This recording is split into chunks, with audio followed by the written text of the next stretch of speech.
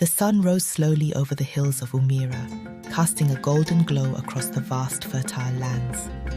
The village of Oka lay nestled in the valley, quiet except for the faint sounds of livestock stirring and the rustling of the early morning breeze. In one corner of the village stood a modest home made of mud brick, its roof thatched with palm leaves. Inside this humble dwelling, Ikemba lay awake on his straw mat, staring at the ceiling, feeling the weight of another day's labor before him. Ikemba was a man of the land, hard-working, resilient, and proud of the work he did, even though it never seemed to bring the rewards he dreamed of. Each day, he toiled from dawn until dusk, working the fields of wealthier men, sowing and harvesting crops that would never be his. His hands, once smooth and nimble, were now calloused and cracked, etched with the hard lines of a life lived in service to the soil. Beside him lay his wife, Adia, her soft breaths rising and falling as she slept. She was the anchor of his life, the one constant in his world of struggle. Adia's presence was a balm to his weary soul, and for that Ikemba was grateful. They had built a life together despite their poverty. Their home, though small, was filled with warmth, laughter, and most of all, love. They had 3 children, 2 sons, Eze and Dike, and their youngest, Kito. Eze and Dike, now in their teenage years, were strong and able, helping Ikemba in the fields whenever they could. They were proud of their father, following in his footsteps with the same quiet determination. But it was Kito, the youngest, who held a special place in Ikemba's heart. Kito, with his wide, curious eyes and mischievous smile, was full of energy and questions, always eager to learn about the world around him. This morning, however, as Ikemba watched the early light filter through the cracks in the roof, a heavy sigh escaped him. The ache in his bones was no longer just physical, it was deeper, a gnawing frustration that had been building for months, if not years. He glanced at Adia, who stirred slightly in her sleep, unaware of the storm brewing in her husband's mind. Ikemba rose quietly, not wanting to wake her, and stepped outside into the cool morning air. He stood at the edge of the small clearing where their house stood, looking out at the village and the fields beyond. The village of Oka had once been a place of hope for him, a place where he could build a future for his family. But now, as he watched the sun rise over the distant hills, he felt only the weight of failure. The village had changed over the years, and so had Ikemba's place in it. Once, he had been close to many of the men in the village, men like him who had worked hard, struggled, and dreamed of better lives. But now those men had risen above him. They had found ways to prosper, to build wealth, while Ikemba remained bound to the same hard labor, year after year. He thought of Chima, his oldest friend. They had grown up together, working side by side in the fields, sharing the same dreams of success. Chima had always been ambitious, always looking for ways to rise above their circumstances, and rise he had. While Ikemba had remained a simple farmer, Chima had found another path. No one knew exactly how Chima had amassed his wealth, but it was undeniable. He had purchased land, built a grand house on the hill overlooking the village, and now lived a life of comfort and ease. Chima's success was a constant reminder to Ikemba of how far he had fallen behind. As Ikemba stood there, lost in thought, he heard footsteps behind him. He turned to see Adia, wrapped in a shawl, stepping out of the house. She came to stand beside him, her dark eyes searching his face with concern. "You've been up for a while," she said softly, her voice gentle but probing. "What is it that troubles you, my love?" Ikemba sighed, running a hand through his short, greying hair. "It's nothing, Adia," he said, though the weight in his chest told him it was far from nothing. Adia reached out, placing her hand on his arm, her touch warm and familiar. "I know you, Ikemba. Something is on your mind. You've been distant lately, more than usual. You can tell me." Ikemba hesitated, his gaze fixed on the distant fields. How could he explain what he felt? The frustration, the envy, the bitterness that had slowly taken root in his heart. How could he tell her that, despite all their love and all their efforts, he felt like a failure? "It's just, I see how others in the village are prospering," Ikemba finally said, his voice low. "Men like Chima, they have land, wealth, respect. And here I am, still toiling in other men's fields, still struggling to make ends meet. I work as hard as anyone, but it never seems to be enough." Adia was quiet for a moment, her hand still resting on his arm. Then she spoke, her voice soft but firm.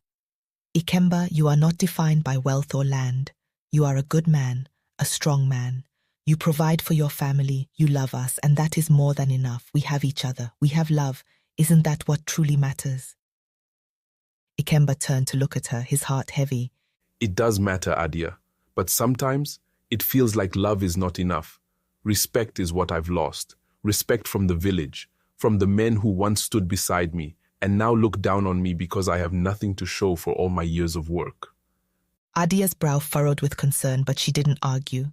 She understood her husband's pride, understood the deep need he had for respect.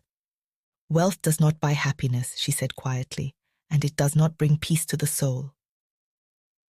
Ikemba knew she was right, but her words did little to ease the restlessness inside him. He turned away, staring out at the horizon once more. Perhaps, he said, but I can't help feeling that we deserve more, that our children deserve more. Adia stood beside him for a moment longer, then quietly returned to the house, leaving Ikemba alone with his thoughts. He knew that she was right, that love and family were the most important things in the world, but deep down the desire for more gnawed at him like a hunger that could not be sated. Weeks passed, and Ikemba's discontent continued to grow. He threw himself into his work, trying to drown out the nagging thoughts that plagued him. But no matter how hard he worked, the feeling of failure followed him like a shadow. One evening, the village held its annual harvest festival. It was a time for celebration, for the community to come together and give thanks for the bounty of the land. The village square was transformed with colorful lanterns, and the smell of roasted meat and sweet pastries filled the air. Children ran through the streets, their laughter echoing through the night, while musicians played lively tunes that set the villagers dancing. Ikemba, however, felt no joy in the celebration.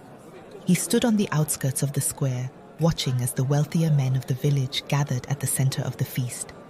There, seated at the head of the table, was Chima, dressed in fine robes, surrounded by those who had risen to positions of power and influence in the village. They laughed, drank, and feasted as if the world had never known hardship. The sight of it made Ikemba's blood boil. There was Chima, the man who had once been his closest friend, now living a life of luxury, while Ikemba struggled just to keep food on his family's table. The gap between them had grown so wide that it seemed impossible to bridge. Ikemba's fists clenched at his sides, his nails digging into his palms. He wanted to turn and leave, to escape the sight of their wealth and privilege.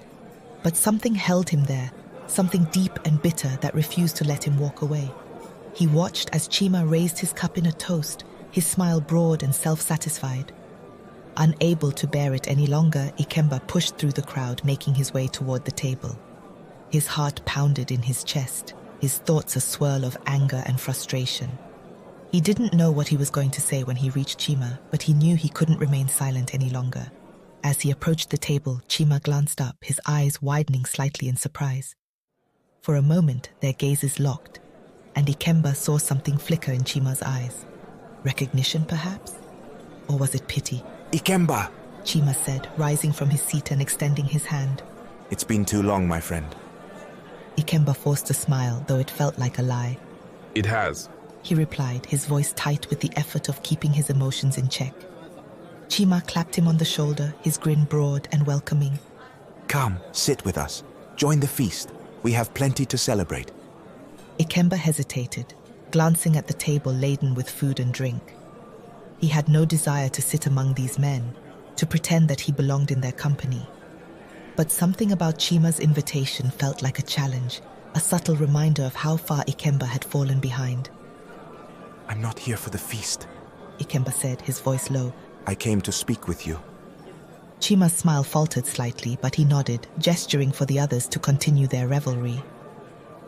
He led Ikemba away from the table to a quieter corner of the square where they could speak without interruption. What is it, Ikemba? Chima asked, his tone still friendly, though there was an edge to it now. What's on your mind? Ikemba hesitated, unsure of how to put his thoughts into words. He had come here in anger, but now, standing face to face with Chima, he felt the weight of his frustration bearing down on him. Chima, we used to be the same. Ikemba began, his voice strained. We worked side by side. dreamed of the same future. But look at us now. You have land, wealth, respect, and I have nothing. I've worked as hard as you, but it's never enough. I'm still toiling in the fields while you live in comfort. Chima listened quietly, his expression unreadable. When Ikemba finished, Chima sighed, running a hand through his neatly trimmed beard. Ikemba, I understand your frustration, He said, his voice softening. but the truth is, life isn't always fair. Hard work doesn't always lead to success. Sometimes it takes more than just labor to rise above. Ikemba frowned, his heart pounding in his chest. What do you mean by that? Chima glanced around as if ensuring no one else was listening before lowering his voice. There are other ways to prosper, Ikemba. Ways that don't involve breaking your back in the fields. Ways that can bring you wealth and respect without the endless struggle. Ikemba's heart raced, a mix of curiosity and suspicion swirling in his mind. What are you talking about? Chima leaned closer, his voice barely above a whisper. Meet me tomorrow by the riverbank, just before sunset. I have something to show you. Something that could change your life. The next evening, as the sun dipped low in the sky, Ikemba made his way to the riverbank, his mind spinning with thoughts of Chima's words. He hadn't told Adia where he was going. He wasn't sure how she would react if she knew. All he could think about was the possibility of change, the chance to finally rise above the life of endless toil and poverty. When Ikemba arrived at the riverbank, Chima was already there, standing by the water's edge. He wore the same fine robes he had worn the night before, and in his hands he held a small, intricately carved stone. The stone glowed faintly in the fading light, casting an eerie reflection on the surface of the river. What is that? Ikemba asked, his voice filled with both awe and apprehension. This Chima said, holding the stone up for Ikemba to see. is the key to everything. Wealth, power, respect. This stone can give you more than you've ever dreamed of. But it comes with a price. Ikemba's heart pounded in his chest. A price? What kind of price? Chima's eyes gleamed, and for a moment there was something unsettling in his gaze. It requires something precious, Ikemba. Something precious to your heart. Ikemba swallowed hard, his gaze fixed on the glowing stone. What do you mean? Chima stepped closer, his voice low and persuasive. Your youngest son, Kito. The evening air was thick with tension as Ikemba stood by the riverbank, the dying light of the setting sun casting long shadows across the water. Chima's words echoed in his mind. It requires something precious, something close to your heart. Ikemba's heart raced, his hands trembling as he stared at the stone in Chima's outstretched hand. The faint glow of the stone seemed to pulse, as if it were alive, waiting for something, someone. But when Chima spoke of the price, Ikemba's breath caught in his throat. My son? Ikemba's voice wavered, his eyes wide with shock and disbelief. What does this have to do with Quito? Chima took a step closer, his voice smooth, calculated. Not his life, Ikemba. The stone doesn't take lives, but it requires a sacrifice, a spirit. Quito will still live, but he will no longer be the boy you know. He will be changed. In exchange, you will receive wealth, power, and respect beyond your wildest dreams. Ikemba staggered back, his mind spinning with horror. The thought of sacrificing Quito, his youngest, his most beloved child, for wealth and power was unbearable. The boy's wide, curious eyes flashed before him, his infectious laughter ringing in his ears. How could he even consider such a thing? No, Ikemba said, his voice firm. I can't do that. I can't give you my son. Chima sighed as if disappointed, but his tone remained calm, almost soothing. I understand your hesitation, Ikemba. It's not an easy choice. But think of what this could mean for your family. You've spent your entire life toiling in the fields, struggling to provide for those you love. With this stone, you could give them everything. Land, wealth, respect, everything you've ever dreamed of. Ikemba's mind raced as Chima's words washed over him. He thought of Adia, of her gentle smile and unwavering support. He thought of Eze and Dyke, who had worked so hard to help their father. Despite their own dreams, he thought of Quito, his bright eyes always filled with wonder. Could he truly condemn his son to a life without a spirit? Would wealth and power really be worth the price? You have until the next full moon to decide. Chima said, his voice soft but insistent. After that, the stone's power will fade, and the opportunity will be lost forever. Ikemba said nothing. He turned and walked away, his steps heavy with the weight of the decision that lay before him. He felt as though he were walking in a dream, his mind clouded with doubt and fear. The path back to his home seemed longer than usual, and when he finally reached the small mud brick house, the sight of it filled him with a deep, aching sorrow. The days that followed were a torment for Ikemba. His heart and mind were at war with each other, each battling for control over his soul. On the one hand, he knew that sacrificing Kito's spirit would be a betrayal of everything he held dear. On the other hand, the temptation of wealth, of finally escaping the endless cycle of poverty and labor, gnawed at him like a hunger that could not be sated. He found himself watching Kito more closely than ever. The boy remained blissfully unaware of the storm brewing in his father's heart. Kito continued to run through the fields, his laughter echoing in the wind, his bright eyes filled with wonder at every new discovery. But every time Ikemba looked at his son, the weight of the decision grew heavier. Adia sensed the change in her husband. She saw the way he paced at night, unable to sleep, his eyes distant and troubled. She had always been his anchor, the one who could calm the storms in his heart. But now, no matter how hard she tried, she couldn't reach him. One evening, as they lay together in their small home, Adia turned to Ikemba, her voice soft with concern. "What is it, my love? You've been so distant these past few days. What troubles you?" Ikemba stared at the ceiling, his mind filled with dark thoughts. He wanted to tell her, wanted to unburden himself of the terrible choice that lay before him. But how could he?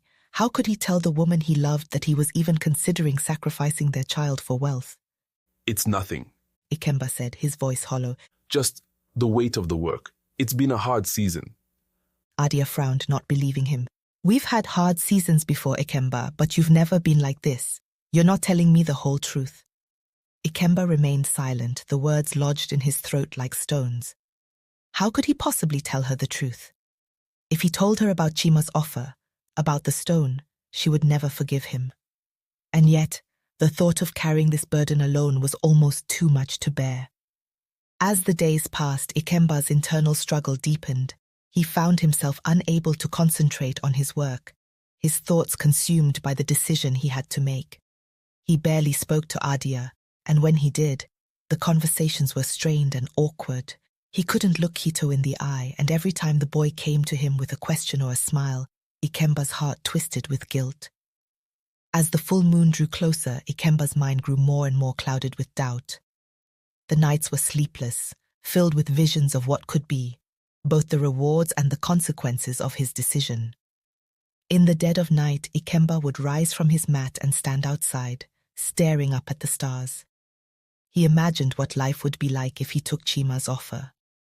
He imagined his family living in a grand house, with servants to tend to their every need. He imagined walking through the village as a man of respect, a man of wealth, no longer looked down upon by those who had once been his equals.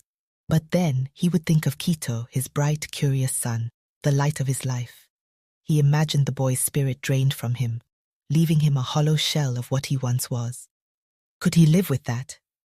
Could he live with the knowledge that he had sacrificed his own son's soul for wealth? One evening, as the full moon approached, Ikemba sat by the fire, his head in his hands. Adia sat across from him, her face filled with concern. She had been patient with him, but now, as the tension in their home grew unbearable, she could no longer stay silent. "Tell me what's going on, Ikemba," she said, her voice steady but firm. "Something is eating away at you, and I deserve to know what it is." Ikemba stared into the fire, the flames casting flickering shadows on his face. He wanted to tell her, wanted to unburden himself of the terrible choice that lay before him. But how could he? How could he tell the woman he loved that he was even considering sacrificing their child for wealth? I can't. Ikemba whispered, his voice barely audible. Adia's brow furrowed in confusion. "What do you mean you can't, Ikemba? Whatever it is, we can face it together. But I can't help you if you don't tell me what's wrong." Ikemba remained silent, the weight of his guilt pressing down on him like a heavy stone. He couldn't tell her. He couldn't burden her with this decision. It was his to bear alone. The night of the full moon arrived, and with it came a sense of finality.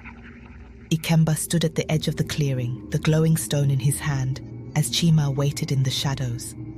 The air was thick with anticipation, and the moon hung heavy in the sky, casting a pale, silvery light over the forest. Kito stood beside Ikemba, unaware of the danger that lurked in the darkness. The boy's eyes were wide with curiosity as he watched his father prepare the ritual. Ikemba's heart ached as he looked at his son, knowing that this could be the last time he saw him as the boy he knew and loved. Chima stepped forward, his voice low and insistent. It's time, Ikemba. The full moon is here. If you want the wealth, the respect, the power, you must make the sacrifice now. Ikemba's hands trembled as he held the stone, its glow pulsing in time with his racing heartbeat. His mind was a whirlwind of fear, doubt, and temptation. Could he really do this? Could he really sacrifice his own son for wealth? But then, in the silence of the forest, Ikemba heard a voice, a small, quiet voice that cut through the chaos in his mind. Father? Ikemba looked down to see Kito staring up at him, his eyes filled with trust and love. The boy had no idea what was happening, no idea of the terrible choice his father was about to make. In that moment, something inside Ikemba shifted. The weight of the decision lifted from his shoulders, and the fog in his mind cleared. He couldn't do it. He couldn't sacrifice his son. No amount of wealth or power was worth losing Kito. I can't. Ikemba said, his voice firm and steady. Chima's eyes narrowed, his expression hardening. What do you mean you can't? This is your chance, Ikemba. Your one chance to escape the life of poverty and struggle. Do you really want to throw it all away? Ikemba shook his head, the stone falling from his hand and landing in the dirt. I won't sacrifice my son, he said. I would rather live in poverty for the rest of my life than lose him. Chima's face twisted in anger, his eyes blazing with fury. You fool, he hissed. Do you think you can just walk away from this? The stone demands a sacrifice. If you won't give it willingly, it will take what it is owed. Ikemba stepped forward, his voice filled with determination. I won't let you take my son. Just as the tension in the air seemed unbearable, a sudden gust of wind swept through the clearing, extinguishing the candles that had been lit for the ritual. The air crackled with energy, and before anyone could react, the stone on the ground began to glow brighter, its light filling the entire clearing. Then, in an instant, the glow of the stone faded and everything went still. The oppressive energy that had hung over the clearing disappeared, leaving only the soft sound of the wind rustling through the trees. Ikemba stood frozen, his heart pounding in his chest. He looked down at Kito, who stared back at him with wide eyes, completely unharmed. Chima, however, had fallen to his knees, his face pale and ashen. He reached for the stone, but it crumbled to dust before his fingers could touch it. The power he had sought to control had turned on him. The stone has chosen, Chima whispered, his voice barely audible. It has taken its price. Ikemba stared at him, confusion and relief washing over him in waves. He didn't understand what had happened, but one thing was clear. The stone's power had been broken, and his son was safe. In the days that followed, Ikemba's life slowly returned to normal. The heavy weight that had once hung over him was gone, replaced by a deep sense of gratitude for the family he still had. Though he remained a poor farmer, Ikemba had gained something far more valuable than wealth or power. He had gained the knowledge that no amount of riches could ever replace the love of his family, and in the end, that was all that truly mattered. As for Chima, he disappeared from the village, never to be seen again. Some said he had wandered into the forest, consumed by his lust for power. Others believed that the stone had taken more than just his wealth. It had taken his soul. But Ikemba didn't concern himself with the fate of his former friend. He had made his choice, and it was a choice he would never regret.